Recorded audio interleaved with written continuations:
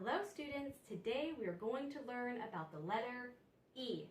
E says e for elephant. E says e for elephant. Once again, we have pictures here, and I'm going to say the name of the pictures, and I want to see if you can hear the E sound in these words. You ready? Hen, egg, nest.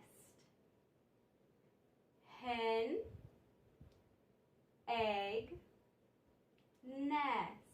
Now I'm going to write them out for you so you can see where the E belongs.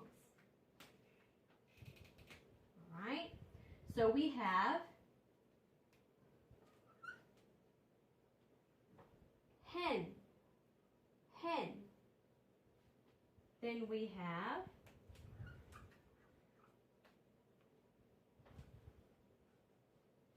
egg, egg. Then we come down here and we have the word nest, nest, eh. And then up here, elephant.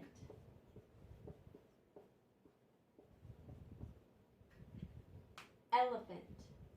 So we have hen, egg, nest, and elephant.